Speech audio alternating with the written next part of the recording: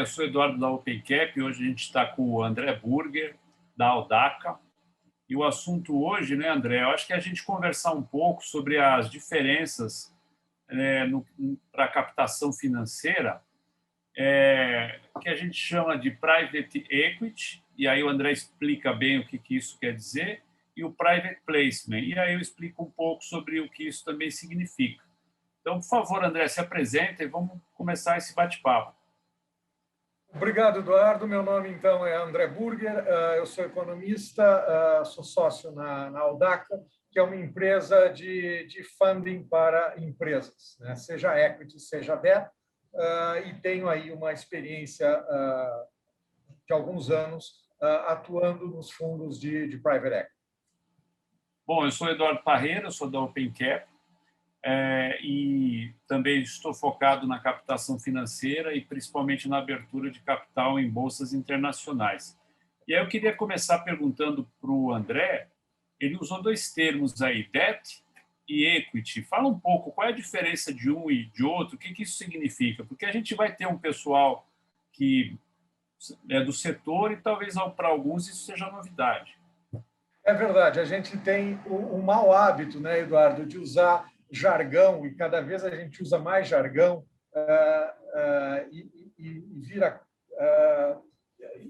parece, conversa só de iniciados. Não é esse o objetivo é que todo mundo possa entender e tornar essa conversa o mais acessível possível, né? Quando se fala as palavras, então, aqui é debt e equity. Debt nada mais é do que dívida. Tá? Então, as empresas, quando buscam recursos, basicamente têm duas formas de buscar esses recursos. São recursos de empréstimo, ou seja, bate na porta de instituições financeiras ou não financeiras que estão acostumadas a emprestar dinheiro. E quando a gente fala em emprestar dinheiro, significa ter alguma forma que garante esses recursos que estão sendo emprestados. Então, isso é dívida, isso é debt. E o outro lado, que é o equity, nada mais é do que participação, sociedade, participação societária. Então, quando alguém entra e busca dinheiro de equity, na verdade está se dizendo que ele está buscando algum sócio para o seu negócio, que pode ser um sócio temporário, com data especificada, combinada de saída, ou pode ser um sócio de longo prazo, não necessariamente que ele tenha que sair. Perfeito. Bom, e você teve muita experiência já em fazer esses dois tipos de operações para várias empresas, né? Você quer comentar sobre um pouco o que é, então, o private equity, que eu acho que é mais o nosso foco hoje, né? Porque se o empresário busca empréstimo, ele tem todo o sistema financeiro, tem os bancos, claro que tem tanto a Aldaca quanto a OpenCap, que também podem fazer operações que a gente chama estruturadas, né? Mas não sendo o caso, a gente falando aqui mais do equity, então, você quer compartilhar um pouco de algumas dicas ou o que a empresa precisa fazer para sair procurando, ou se candidatar, digamos, a receber um equity, né? um aporte? Sim, vale a pena depois falar os vários tipos de equity, né, os vários tipos de participação que são possíveis. Eu, por exemplo, tenho mais experiência em private equity, e o Eduardo aqui pode, sem dúvida, falar mais em public equity, né? Mas vamos lá. A decisão de buscar, que tipo de dinheiro buscar, depende muito do que se quer para a empresa. É uma questão muito da visão do empresário. Se o empresário é alguém que não gosta de sócio, ou já teve problemas com sócio no passado, ou acha que ter sócio pode ser um problema, porque isso vai reduzir a margem de manobra que ele tem para fazer os seus negócios, para tocar a sua maneira de gerir, é muito mais saudável do ponto de vista societário, então, buscar dívida, buscar debt. Por quê? Porque é um compromisso. Eu peguei o dinheiro com alguém, eu tenho uma obrigação de pagar no final de um determinado período com juros, um ganho, alguma coisa para quem me emprestou. Tá? É uma transação super tradicional claro que pode se sofisticar, obviamente, com debêntures, commercial papers, enfim, várias coisas. E o lado de equity, o lado de participação, implica, então, em ter um sócio, alguém que vai olhar o negócio junto com os sócios que já lá estão, com o dono e com os seus outros sócios, e normalmente é uma participação de mais longo prazo, é um dinheiro para mais longo prazo, que exige, então, uma transparência maior da empresa, que, no caso de empréstimo, no caso de dívida, não necessariamente existe. Quem empresta simplesmente quer saber a capacidade de pagamento daquele que tomou o dinheiro e se ele efetivamente vai pagar. Quem entra como sócio não só quer saber como é que a empresa vai pagar aquele dinheiro no final do período, mas também quer saber como essa empresa está sendo gerida, qual é a transparência que o empresário dá para isso, ou seja, é uma análise muito mais profunda, tá? Uma participação, um dinheiro de equity do que um dinheiro de dívida, de débito. Perfeito. Eu até queria complementar isso daí também, que o André já colocou, né? Hoje em dia, você vê, ao mesmo tempo que parece ter mais dinheiro à disposição, né, para empréstimos, né, porque a renda fixa baixou, os investidores estão mais dispostos a emprestar e todas as instituições financeiras, né, entendendo aí bancos e todas as outras instituições, né? O juros internacional também está baixo. E nessa hora, se os juros, por exemplo, no país que você está, o Brasil, ele sobe um pouco, às vezes fica interessante tomar esse empréstimo fora, né? E existem mecanismos e formas adequadas de fazer isso aí, também é uma outra maneira. E complementando o que o André comentou também com relação ao equity, se você falar, ok, eu não vou, então, não faz sentido no meu modelo de negócio, na minha empresa, no momento que eu estou agora, um empréstimo. Eu quero mesmo um aporte, né? Eu quero alguém que entre aqui com dinheiro, né? E fique meu sócio, meu acionista, né? Isso é o que a gente chama de equity. No nosso caso, a gente trabalha muito o que chamamos de private equity, ou colocação privada. A colocação privada, ela tem algumas diferenças do tradicional private equity, né? O private placement, que é a colocação privada, tem diferenças do private equity. Eu queria abordar um pouco essas diferenças, então, com o André, porque, no final das contas, para a empresa, ela está recebendo dinheiro e um sócio. Mas o que difere, então, um do outro? Quer comentar um pouco a tua visão do que é o private equity, André? E depois eu falo como é que é isso, fazendo um paralelo, digamos, com o private placement? Sim, ambos, seja o private placement, né, seja o private equity, ambos têm suas vantagens e têm suas desvantagens. É muito do momento que a empresa está vivendo e do apetite, do perfil do empresário.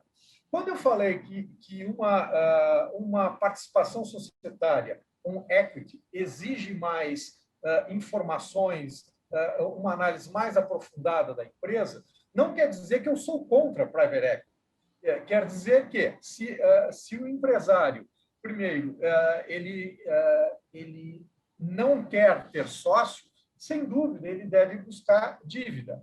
Mas uma outra coisa é importante, seja no private placement, seja no private equity, é o fato, se a empresa tem uma visão de longo prazo, de crescimento, e ela, ao longo da sua vida empresarial, ela vai necessitar de mais recursos para comprar concorrentes, fazer novas plantas, expandir geograficamente, não necessariamente ela precisa de um dinheiro, que seja de empréstimo ou seja de participação.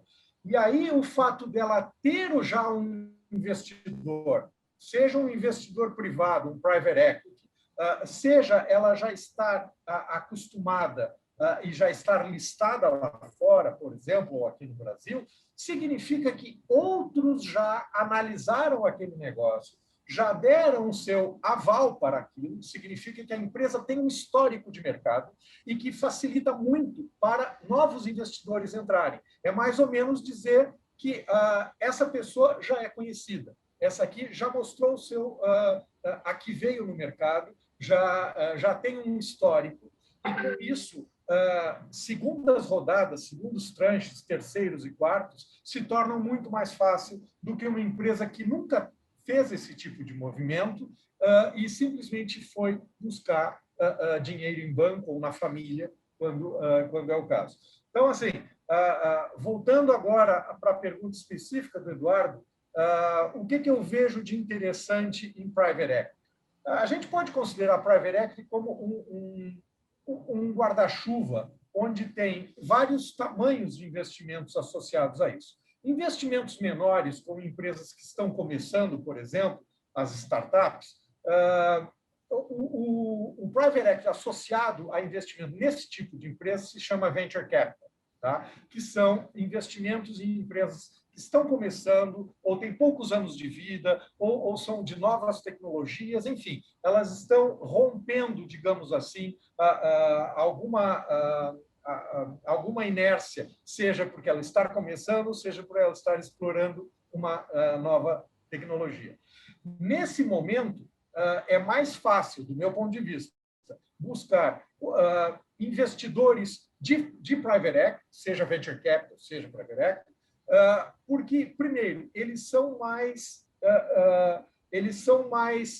educados no sentido de conhecer mais o mercado do que fazer uma listagem direta, que é o que o Eduardo vai comentar. Eles são mais burocráticos do ponto de vista de análise dos seus negócios, mas eles têm algumas capacidades de entendimento de tecnologia, de mercados, que muitas vezes investidores comuns, né, não têm. Então, eu vejo essa uma primeira diferença do tipo de dinheiro do direct listing, por exemplo, para um private equity. É claro que existem vários tipos de private equity, alguns focados em indústrias específicas, saúde, educação, indústria. Isso também ajuda se o empresário busca não só dinheiro, tá? Se ele busca, digamos, um dinheiro inteligente, ou seja, alguém que aporte recursos, mas também possa contribuir para o crescimento do negócio, seja do ponto de vista tecnológico, seja do ponto de vista de trazer outras empresas para consolidar, seja para conhecer mercados que eles não estavam. Isso, o Eduardo participou, sem dúvida, de empresas que atuavam no Brasil, buscaram recursos para ir para outros mercados, por exemplo, o mercado americano. Então, ter um fundo de private equity associado que entre com dinheiro e também um conhecimento específico pode ser muito mais útil do que simplesmente dinheiro. De novo, então, depende, no meu ponto de vista, do ponto de que tipo de dinheiro ou de tipo o momento que a empresa está vivendo. O André comentou vários pontos importantes aí. Eu quero até reforçar alguns. Desculpe me alongar. Imagina, esse assunto a gente pode falar aqui por muito tempo. A gente até tem um pouco tempo hoje, mas a gente pode se alongar bastante aqui. Então, e fazer série disso também, né? Eu acho que, havendo quem estiver assistindo e tiver dúvidas específicas ou outras dúvidas que a gente não abordou ou não aprofundou suficientemente, fica à vontade de fazer comentários e nos encaminhar. Na medida do possível, a gente vai dar retorno, sim.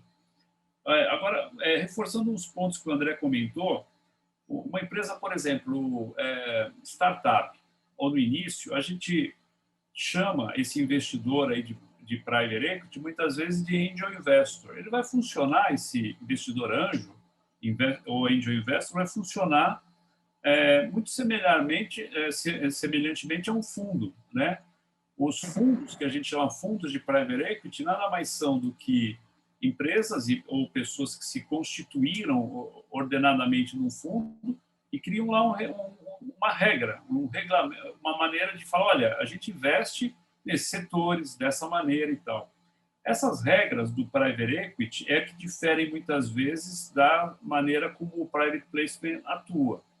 Então, por exemplo, num private equity, normalmente, o investidor ele vai, para entrar na empresa, ele vai precisar fazer o que a gente chama de due diligence. Ele vai entrar na empresa e verificar se tudo aquilo que está na contabilidade, na área financeira, na gestão, está correto. E o que não tiver já vai servir para ele saber que ele vai ter um trabalho. Então, o Private Equity tem uma característica: você passa por um due diligence, por uma auditoria feita por esse investidor, esse fundo, esse angel investor. Ele tem que saber ali onde está entrando. Lá no Private Placement, às vezes isso é feito de outro modo. Aí essa empresa é auditada, o investidor é um investidor qualificado, ele não tem condições nem interesse de fazer esse due diligence, ele vai confiar que essa auditoria, que foi independente, checou tudo ali e segue a partir daí, né? Além do que, a regra não tem que ser combinada entre as partes. No Private Equity, você combina ali uma regrinha entre as partes, como é que vai funcionar após investimento. No Private Placement, a regra é do mercado de capitais. Você já está com a regra que todo mundo utiliza. Você não tem que fazer um acordo específico e tal. Até sobre essas questões, né, vantagens e desvantagens aí desses acordos específicos do Private Equity, eu queria que depois o André até abordasse um pouco mais. Existem cláusulas ali que todo mundo tem que ficar atento, seja você o investidor, seja você a empresa investida, né? Então, essas eu acho que são diferenças. O André também falou um ponto importante. O investidor do Private Equity, ele às vezes é muito mais atuante, ele agrega um valor adicional que não dinheiro, ele quer interagir com essa empresa, ele tem mais proximidade. O Angel Investor tem uma proximidade muito grande da empresa startup. Os fundos de Venture Capital designam muitas vezes controllers ou fazem parte do board de maneira a auxiliar essa empresa a se desenvolver ainda mais, né? Então, essas são diferenças que a gente enxerga aí entre fazer uma operação usando um private equity, ou seja, fundos e tal, né? Family offices até, ou angel investors, ou também chamado de capital semente, né? O seed capital. Esses são fundos para o private equity. No mercado que a gente chama regulado, mercado de bolsa de valores, você vai usar investidores que são qualificados ou super qualificados, eles vão fazer análise de papel e ter uma interação nenhuma, quase mínima, com a empresa. Vão ler relatório, vão acompanhar você através da corretora dele, né? E aí, se o André quisesse complementar alguma coisa, eu queria que ele comentasse um pouco se tem algumas cláusulas em geral, né, nos acordos de private equity, que as partes têm que ficar mais atentas ali quando estiverem tratando. Sem dúvida. A gente tem que, assim, isso que o Eduardo comentou, eu acho extremamente importante, e também entender por que existem esses acordos. Tá? O objetivo do investidor de private equity, como outros, mas, enfim, especificamente do private equity, é aportar recurso numa empresa durante um período de tempo e vender essa participação que ele comprou ganhando dinheiro. Esse é o objetivo. É por isso que a gente compra ações na Bolsa de Valores, pensando que esse ativo vai valorizar, e é assim que angel investors, é assim que investidores privados numa operação de direct listing pensam a aportar recursos, a comprar um pedaço da empresa para vender esse pedaço por mais dinheiro no futuro. Quando a gente está falando de private equity, são empresas que não têm seu capital aberto, são empresas privadas, por isso private equity, ou seja, uma participação privada. Consequentemente, o investidor ele não tem liquidez para o seu papel. Ele compra uma ação daquela empresa e como é que ele sai? Como é que ele tem liquidez? Como é que ele vende isso? Em países como o Brasil, já é difícil de vender um papel de uma empresa privada, uma empresa não listada em bolsa, mesmo em países desenvolvidos. No Brasil, isso se torna mais difícil ainda.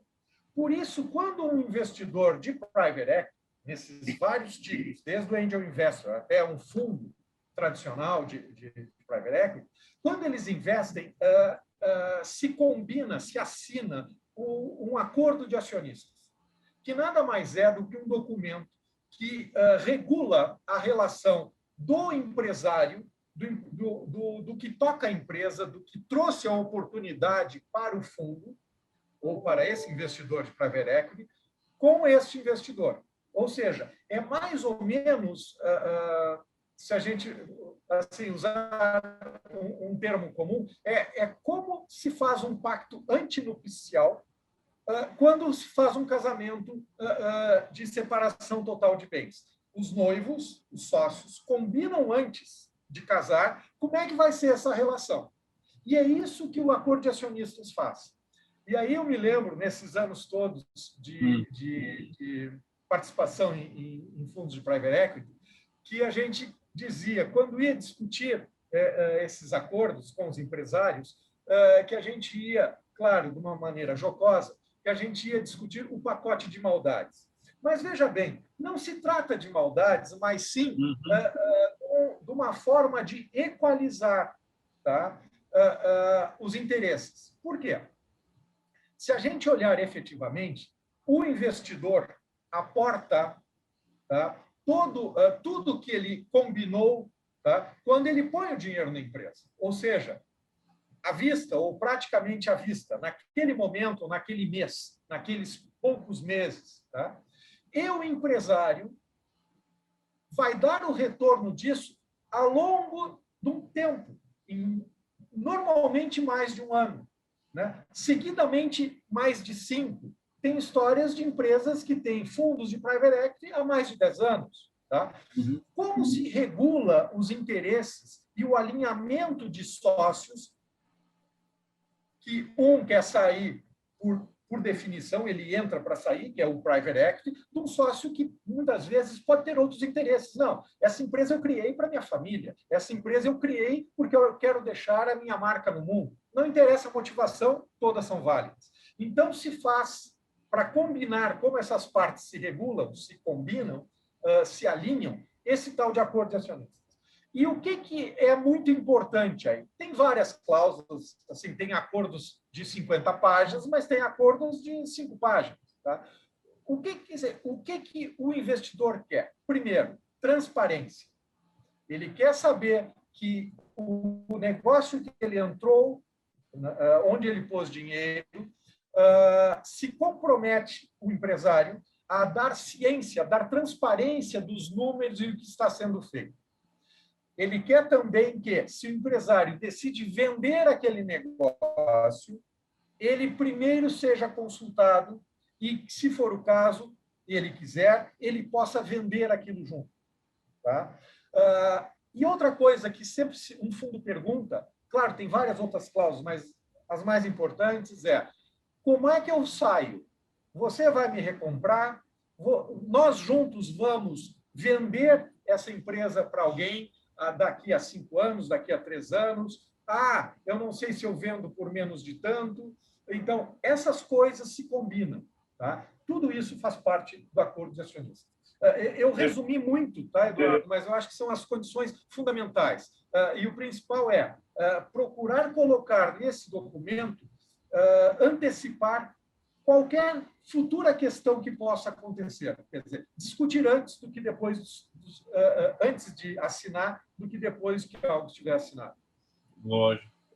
Olha que interessante, né? Quer dizer, quando você está fazendo um negócio, né, nesse contexto de angel investor, seed capital, ou capital semente, ou private equity, um fundo, as empresas estão no ambiente todas privadas. O fundo pode ser privado ou até não, mas geralmente é privado também, e a empresa. Então, nessa hora, as partes têm que combinar tudo. Então, vão ter que combinar no acordo de acionistas, como disse o André, como é que vai ser o funcionamento a partir da hora que entra e até o momento que eles forem sair. Regrinhas de saída todas combinadas previamente para minimizar qualquer impacto. Regrinhas também de governança, de como é que a coisa funciona no dia a dia, se vai ter controladoria ou não. Essa é uma diferença também interessante para a gente citar entre essa operação do private equity e o private placement. No private placement, a gente tem uma facilidade, digamos assim. Não precisa as partes combinar ali uma regra, digamos, geral ou específica, porque você vai usar a regra da Bolsa, que é regulada. O que isso quer dizer? Tem uma regra geral, vale para todas as empresas. E, por exemplo, um item que o André colocou como importante? A transparência. No mercado regulado, essa transparência é total, tudo é público, por isso que a gente chama de empresa pública, né? Fica tudo público, então tem que ser auditado para dar maior transparência, tem que se formar comitês. Pois não, André? Só um comentário para deixar isso bem claro, que é muito importante o que você está falando. Quando aqui, Eduardo e eu falamos de empresa pública, não é empresa pública que tem uma participação do Estado, não é uma estatal, não é uma Petrobras. Tá? É empresa pública porque ela fez uma abertura de capital. Tá? É pública nesse sentido, que qualquer um pode comprar ações dessa empresa. Só para deixar isso claro. Em português, isso dá uma conotação dupla, né? E é isso, quer dizer, no mercado de bolsa de valores, uma vez que você abre o capital da empresa, listando ela passa a receber investimento através desses investidores que são do mercado de capitais, portanto qualificados, e eles entendem o seguinte: a empresa está seguindo a mesma regra que todas as outras empresas que estão listadas em bolsa. Portanto, eu tenho essa tranquilidade.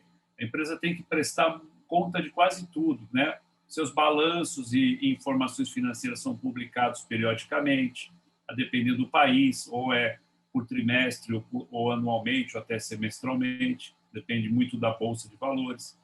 Né? E todas as informações e o funcionamento também está regulado. Tem que ter um board que vai tratar dos interesses de todos os investidores e acionistas, né? Os shareholders, que é separado da administração, os administradores da companhia. Tem comitês distintos, dependendo do porte, comitê fiscal, comitê estratégico. Então, você tem isso tudo regulado previamente. Todas as empresas embaixo do mesmo regramento, né? Essa é uma grande diferença entre uma operação e a outra, né? Por isso que a gente tem nomes distintos para a coisa. Eu acho que vale a pena, André, um outro vídeo, a gente até explorar na sequência as diferenças, por exemplo, do private placement, que hoje, às vezes, as pessoas podem confundir, a gente chama tudo de IPO, mas, na verdade, você tem nuances disso. Você pode fazer um direct listing, que é uma forma de você listar a empresa e sim abrir o capital dela e fazer o IPO, da mesma maneira, né, que a gente chama lá, que é a oferta pública, só que a empresa ela conduz todo o processo. Isso é um direct listing, né? Daí o nome, listagem direta. O outro formato que a gente classicamente chama de IPO é quando a empresa ela transfere a uma outra empresa, né, a responsabilidade de conduzir todo o processo para o IPO. Geralmente, essa outra empresa são o que a gente genericamente chama de investment banks, né? A diferença de uma e outra, acho que vale um outro vídeo. Eduardo, assim, a tua experiência nessa área é tão vasta, eu acho que ela é tão rica e tão pouco explorada no Brasil, que eu acho que merece um capítulo à parte. Exatamente. Porque quando se fala em abrir capital, por tradição aqui no Brasil, a gente pensa em grande empresa. A gente pensa em empresa que fatura R$1 bilhão. Tá? Meio. E o Eduardo tem realizações de empresas brasileiras de tamanho bem menores, muito bem sucedidas no mercado. Não no nosso mercado, né? Mas no mercado externo, seja na Europa, seja nos Estados Unidos ou Canadá. Mas, assim, inclusive eu entendo isso como pular uma etapa. Quer dizer, tradicionalmente a gente vê as empresas aqui abrirem na Bolsa Brasileira e depois buscarem recursos lá fora. Mas não há essa necessidade, inclusive é menos burocrático do que fazer esse processo. A Bolsa Brasileira, infelizmente, é muito burocrática e o processo de abertura de capital no Brasil é caro e burocrático. Então, acho que vale uma live só sobre isso, porque é de uma riqueza e de uma importância para empresários que querem recursos de longo prazo tremendo. Perfeito. Bom, eu acho que a gente vai só finalizando esse capítulo, aí a gente passa por uma segunda parte aí, porque o pessoal está avisando aí que o tempo da nossa primeira parte está terminando. A terceira forma que hoje está em moda também de captação ou de abertura de capital é o que lá fora se chama SPAC, SPAC, é uma sigla, quer dizer Special Purpose Acquisition Company ou Corporation.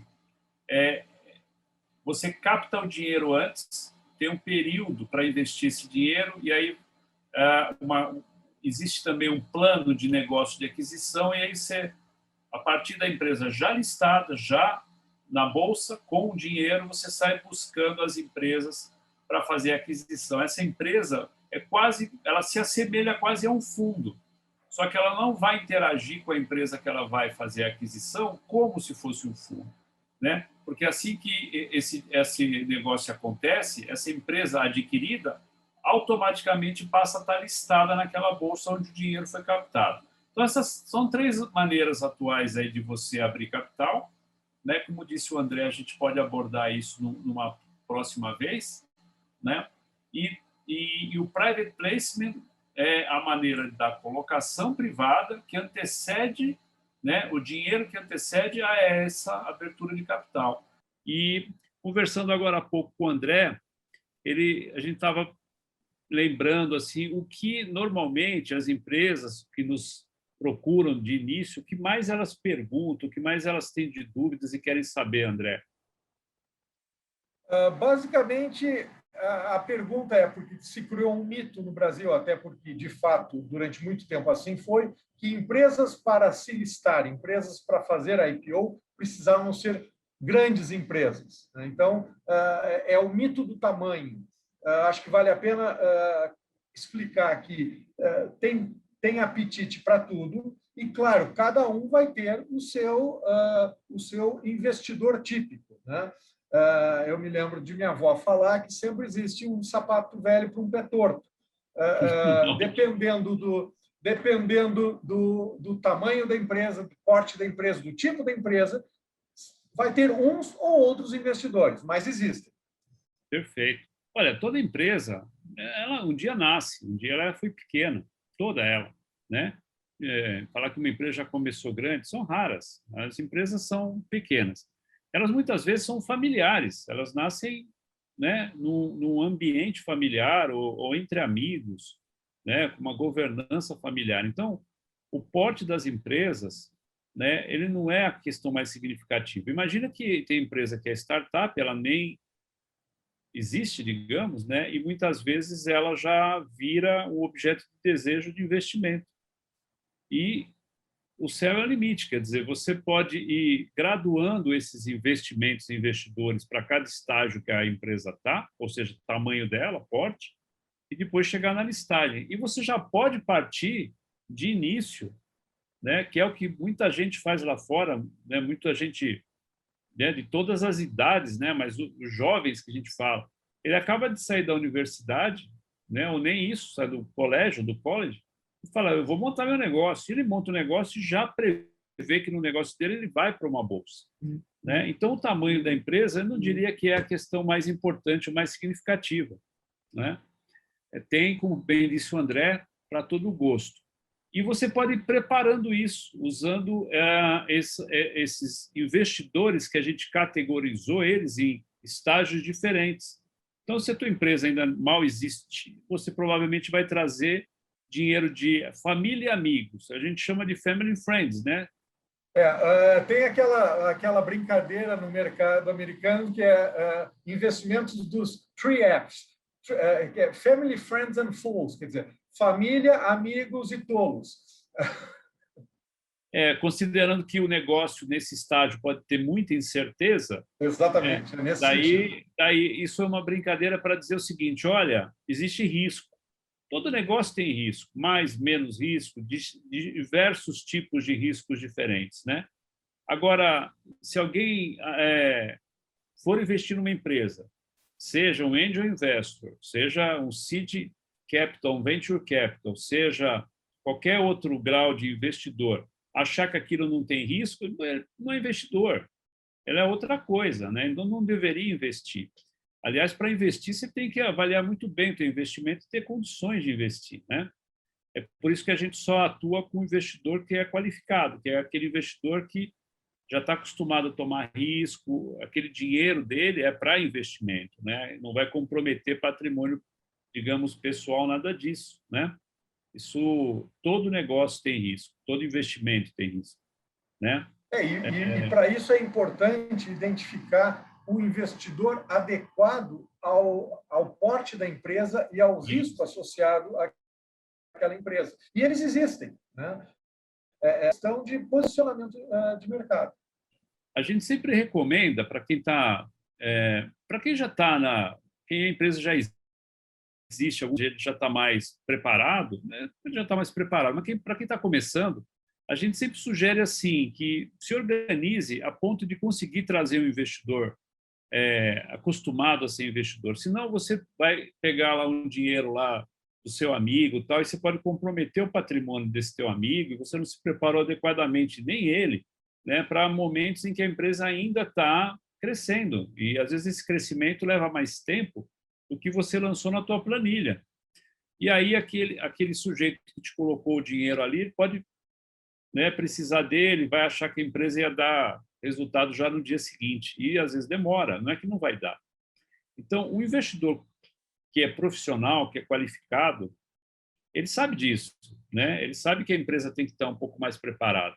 É para isso que muitas vezes servem as empresas de advisor. Elas vão ajudar essa jornada de preparar tanto o empresário quanto a empresa para isso, para ele receber um investimento adequado para ele, do porte dele, do tamanho dele, no momento dele, né? E esse investidor, idem, olha, a empresa está nesse estágio.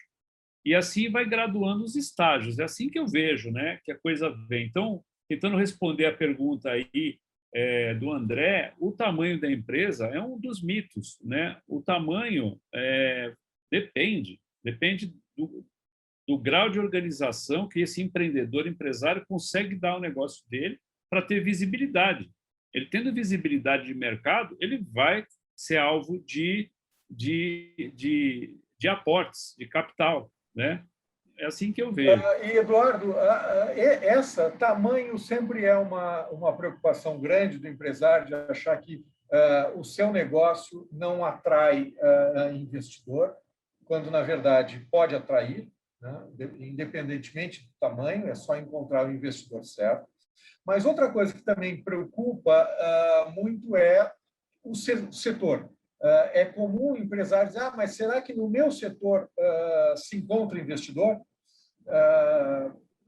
Porque meu negócio não é tecnológico, ou o meu negócio é tão tecnológico, mas é tão específico que as pessoas não conseguem entender o que eu faço. Então, primeiro, tamanho, segundo é segmento. O que poderias contar um pouco sobre isso? Perfeito. Olha só, vamos fazer algumas análises. Analisar para trás é sempre mais fácil, né? A gente sempre tem mais certeza do que já aconteceu. Agora, a questão é ir para frente, né? E o futuro. Então, se a gente pegar e se basear um pouco, e até eu gosto de história, de estudar história, porque é isso, né? Para você ver o que já aconteceu para tentar prever ou prevenir o que está por acontecer. Mas vamos supor que alguns setores, para não citar nenhum aqui, né, para não ser deselegante, mas vamos supor que alguns setores, no Brasil e no mundo, eles foram mais ou menos afetados, né, pelo efeito, por exemplo, chinês, da China, né? A China, né, começou a produzir produtos para todo o tipo de setor e provavelmente afetou drasticamente, né, setores que produziam determinado produto aqui no Brasil. A gente conhece desses, eu sei que o André e eu já tivemos oportunidade de atuar com empresas de setores que foram muito afetados, né, pela China, né, produzindo material em volume e em preços muito, né, agressivos e tal, né, afetando a indústria nacional brasileira. Bom, então, a primeira coisa que a gente tem que olhar para definir se o setor é mais ou menos é isso. É como é que... Não adianta você olhar só para o seu bairro, ali na sua cidade. Qual é a ameaça que o teu segmento, que o teu setor tem quando ele é comparado com o que está acontecendo no mundo? Então, não dá mais para você ficar isolado. Você tem Eduardo, que globalizar. Claro. Me permite um comentário que eu acho que é relevante. Assim, isso que tu falaste, eu acho extremamente importante. Não é que não se consiga investidores para vários segmentos. Mais importante do que o segmento é, eu, pelo menos, quando estava com o chapéu de investidor, é assim, qual é o tamanho desse mercado? Né? Isso é uma coisa que preocupa o investidor. Será assim, eu estou montando uma rede de fast food. Está na moda hamburguerias. Aliás, vou cobrar royalties pelo nome. Mas, sim, isso tem capacidade de se expandir nacionalmente, isso tem capacidade de se expandir internacionalmente, porque muita da atratividade do negócio para o investidor, e principalmente o investidor inicial, o angel, aqueles que entram no início, eu estou entrando agora, que é um negócio arriscado, mas o potencial de crescimento é enorme. Tá? E, por favor, eu não vou falar aqui mal especificamente do setor, mas apenas dar um exemplo. Tá? Qual é a atratividade de convidar um investidor para um negócio já extremamente bem estruturado, consolidado e que tem dificuldades de mobilidade para comprar novos, para sair? Por exemplo, só para dar um exemplo, mas tem muita gente ganhando dinheiro com isso.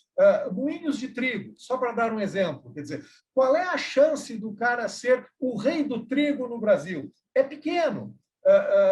Por quê? Porque é um mercado já muito estruturado, muito definido. Isso, tá? A possibilidade de crescer, a possibilidade de consolidar é mais importante, muitas vezes, do que o segmento específico. Tá? Então, assim, quando for buscar, uma das coisas que o investidor perguntará, né? Muito bem, dá para crescer esse negócio ou isso aqui vai ser uma hamburgueria da esquina nesse bairro o resto da vida? Tá? E é isso mesmo. E outra, o setor ou segmento em que estiver atuando, aí complementando um pouco isso, é assim, vamos supor, o setor está sendo afetado, né? Você está no pior dos mundos, pô, meu setor vai ser afetado por elementos externos, né? Eu citei a China como um exemplo, porque é um exemplo está aí, é gritante, ele afeta não só o Brasil, mas todos os países, né? O mundo todo, né? Não estou falando agora de pandemia, estou falando da indústria. E aí o que ocorre? Imagina que você está num setor desse, está sendo afetado, mas qual é o teu posicionamento?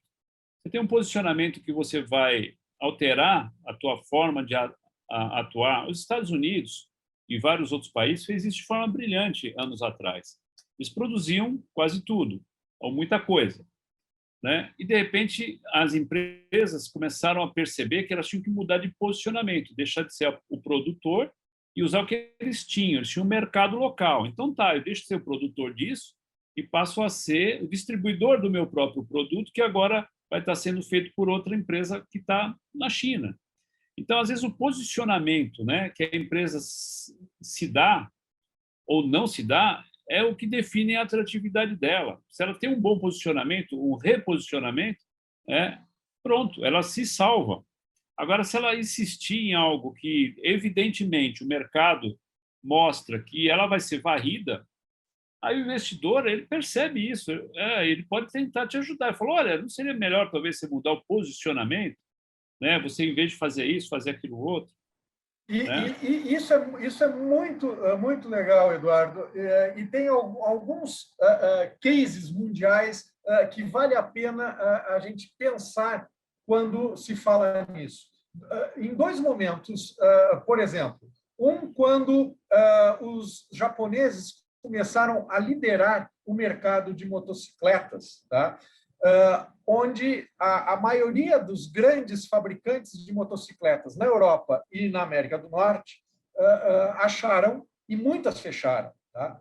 Mas o que aconteceu? Algumas souberam se reposicionar, mostrar alguma diferença, algum atrativo que lhes dava um diferencial sobre as motos japonesas, Foi o caso de Harley Davidson, foi o caso de BMW, foi o caso da Triumph, mais recentemente, inclusive, na Inglaterra.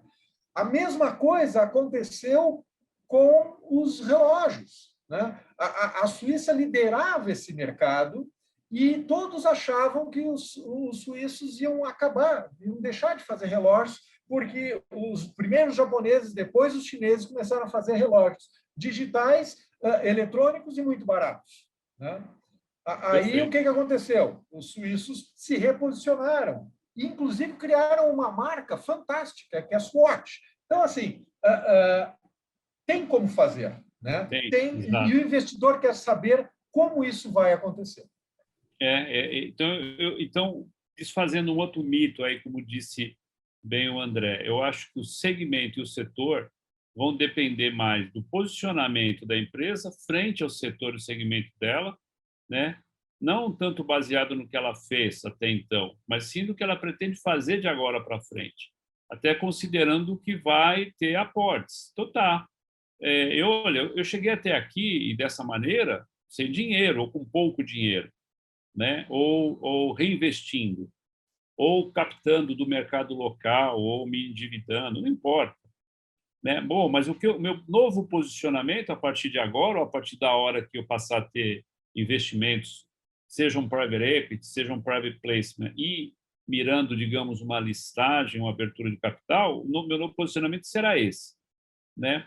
A gente tem sorte de cruzar, né, na vida empresarial aí com empreendedores empresários que percebem isso, às vezes antes de nos contactar, às vezes durante, e se reposicionam de forma muito adequada, e com isso conseguem crescer, né? Mostrar a consistência de um plano de negócio, independente do tamanho e muitas vezes independente do setor, né? Então, e esse posicionamento fica novamente evidente depois aos investidores, e ele ser extremamente atraente, né, para seguir crescendo, né? Muito bom. André, agora tem aquela pergunta que a gente brinca, a pergunta de $1 milhão, né? Que é assim, eu vou pagar ou vou receber? Vou pagar ou vou receber? Quer dizer, ok, gostei disso tudo, já entendi então que o tamanho da minha empresa não é a coisa tão importante, né? É óbvio que algumas empresas atuam em vários setores e segmentos. Eu entendo que a Audaca atua de uma maneira bem ampla, né?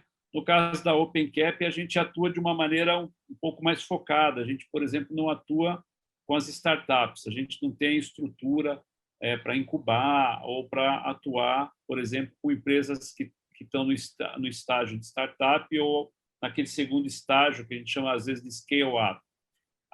Em compensação, a partir daí, a partir da hora que a empresa já recebeu um investimento inicial, coisa e tal, e mostra um business plan, essa empresa nos interessa para consolidar, né? Agora, a gente conversava, quer dizer, as empresas querem saber, ok, o segmento não importa tanto, é mais uma questão de posicionamento. O meu porte, ok, também não é o fundamental. Quanto isso vai me custar, né, André? Ou seja, eu vou ter condições de fazer? Quer falar um pouco disso? Sim, acho que vale a pena. E como o Eduardo comentou, quer dizer, é muito difícil fazer um processo desse sozinho, ou empresário mesmo fazer, e normalmente ele contrata advisors, como a OpenCap, como a Audaca, a OpenCap mais focada nesse processo de listing e IPO, e a Audaca mais focada nessa parte de investidores de private equity. Também não atuamos muito aí em startups e tal, porque requer um conhecimento específico. Mas aí, assim, o que custa isso? Eu gostaria de refazer, se possível, a pergunta, que é o seguinte: qual é o objetivo desse recurso para o empresário? Se o objetivo é pontual, eu preciso desse dinheiro porque eu quero comprar uma única máquina ou quero comprar meu único concorrente, né? E depois não preciso mais nada e segue a vida. Tá? Talvez não seja esse tipo de dinheiro de equity, né, participação societária, que ele busque. Talvez seja melhor para ele buscar um empréstimo. Buscar dinheiro de longo prazo de equity e, principalmente, recursos de listagem privada ou de um IPO, é para empresários que têm uma visão de muito longo prazo pelo seu negócio e entendem que a sua jornada vai necessitar de mais capital, seja para um crescimento orgânico, seja para a compra de concorrentes. Tá? No momento que ele tem isso bem consciente, entrar num processo, contratar bons advisors para fazer isso aí, lhes permitirá, ao longo da sua vida empresarial, uma fonte de recursos que eu ouso dizer inesgotável, se a empresa for bem gerida e for transparente. Dito isso, tá? Porque isso compõe um custo. Né? É claro que essa ida inicial da empresa ao mercado, tá? Se a empresa for buscar pouco dinheiro, pode ser até um pouco mais caro do que um empréstimo bancário. Mas quando a gente fala de um recurso maior, num prazo maior, eu tenho certeza que esses custos iniciais se diluem. Tá? E aí passo a bola para ti, Eduardo, que já fizeste várias dessas operações. Olha Poderia só, falar mais sobre isso. Perfeito. No início, o que eu chamo de início? Eu estou falando de, sei lá, 10, 15 anos atrás, tudo era muito restrito. Haviam poucas empresas que estavam indo ainda buscar recursos, né, em fundos, e existiam poucos fundos. Existiam muito poucas empresas de capital aberto e poucas empresas que, então, assessoravam isso. Agora, se você olhar nos últimos 16 anos, né, isso mudou drasticamente. E a palavra IPO já não é mais só uma sigla que o pessoal não sabe o que é. Hoje estão em todas as mídias, em qualquer lugar que você vai ver, virou moda, né? Virou a maneira da vez de transformar empresas milionárias. Tem até aquela ideia do unicórnio, empresa, né, que atinge lá um tamanho bilionário. Então, hoje em dia, e é ótimo essa diversidade, porque você com isso tem competição, concorrência. E com competição, concorrência, você tem melhor qualidade em custos mais acessíveis.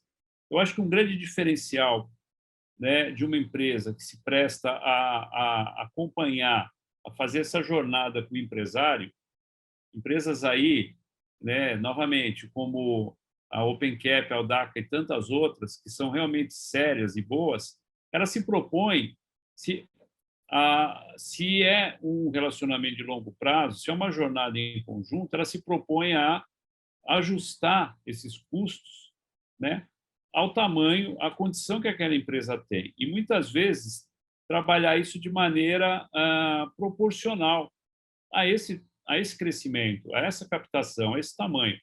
É o que a gente pode genericamente chamar aí de success fee, né? Ou seja, uma remuneração pelo sucesso. Isso já diz muito, né? Isso significa que, à medida em que a empresa vai graduando, vai fazendo operações, vai fazendo transações, né, você pode ir ampliando a condição dela cada vez mais, melhor, players melhores, condições melhores de trabalho para quem está na empresa, né? Digamos, isso vai se refletir em melhor produto, melhor mão de obra, vai atrair talentos mais capacitados. A mesma coisa os players, né, que tiverem auxiliando, colaborando, assessorando essa empresa, né? Que a gente genericamente pode chamar de advisors, mas a gente tem várias categorias, né? Um escritório de advogados, tem aquele advogado que te ajudou ali naquelas questões mais simples, mas depois você vai precisar de um advogado que te ajude em questões mais complexas, internacionais, às vezes em outra língua. Então, puxa, mas não tenho condição de pagar. Pois não, André? Isso que tu está falando, Eduardo, é muito importante, porque se tem também o mito de que todo esse processo é muito caro. Tá? E aí vale a pena falar da questão que é fundamental de auditores externos, auditores independentes. Tá? Normalmente, só se fala, quando se vai para um processo desses de listagem ou de IPO, das Big Four. Mas, assim, não necessariamente tem que ser esse pessoal que sabidamente é caro, mas sim auditores que têm um nome, têm uma tradição, mas não precisa ser dos top 4. Pode ser top 20, por exemplo. Tá? Acho que valeria a pena falar sobre isso também. Né? Exato. A gente está novamente aqui, o pessoal avisando que estamos com pouco tempo, mas vamos ser sucinto e depois a gente pode explorar mais esse assunto. Se houver dúvidas e comentários, a gente marca outras e fala mais sobre isso, né? Mas quando a gente vai para um processo de listagem, ou quando a gente quer evitar custos recorrentes, o ideal é que a empresa seja auditada de maneira independente e por uma auditoria externa. Você pode escolher uma auditoria que faça parte de um grande guarda-chuva, de uma rede, que seja uma auditoria internacional. Porque se você pretende, né, globalizar, sair daquele teu nicho ali só local de trabalho, se você usa um player já internacional, como nós, ou como uma auditoria, você já vai se certificando, se graduando para isso. Então, imagina que você tem as 4 maiores empresas de qualquer ramo, mas você tem as 10 maiores empresas. E como bem disse o André, você tem as 20 maiores. A diferença, às vezes, da 20ª para a primeira, em termos de qualidade de serviço, é praticamente a mesma coisa. Sendo profissional, você espera que todos entreguem semelhantemente.